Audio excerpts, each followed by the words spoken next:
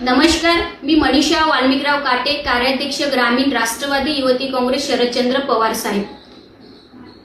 मुख्यमंत्री माझी लाडकी बहीण योजनेची 28 जून 2024 ला या सरकारने ही योजना जाहीर केली आणि 1 जुलै 2024 पासून 21 ते 65 या वयोगटातील महिलांसाठी ही योजना संपूर्ण महाराष्ट्रभर राबवण्यात आली। त्यानंतर निवडणुका लागल्या।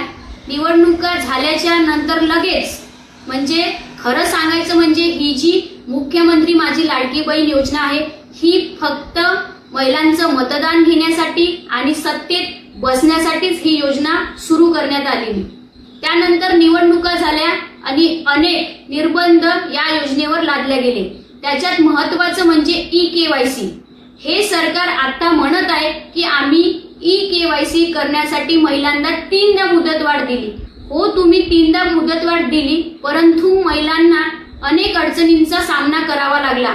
आता ज्या 81 लाख महिला अपात्र केलेल्या आहेत त्यातील 60 ते 62 लाख ह्या खऱ्या महिला आहेत ज्या तुम्ही अपात्र केलेल्या आहेत, ज्यांना डिसेंबर महिन्यापासून तुम्ही लाभ देत नाही आहे। या महिला संपूर्ण ग्रामीण भागातल्या आहेत, ज्या महिला ई-केवायसी करायला गेल्या परंतु त्यांना OTP आलेला नाही, सर्व्हरचा प्रॉब्लेम आलेला आहे। अशा अनेक अडचणींना या महिलांना सामोरे जावे लागलेले आहे।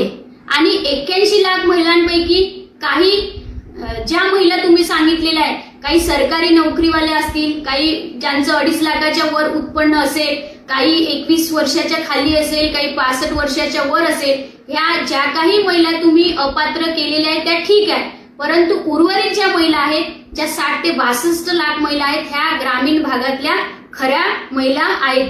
माझी महाराष्ट्रातील तमाम महिला भगिनींना विनंती आहे, आता आजचा अधिवेशनाचा शेवटला दिवस आहे आणि या अधिवेशनामध्ये आपल्याला ठोस काहीतरी मिळेल ही आशा होती, परंतु लाडकी बहीण योजनेसाठी ज्या महिला अपात्र ठरलेल्या आहेत त्या महिलांसाठी या अधिवेशनामधनं काहीही ठोस बाहेर पडलेलं नाही।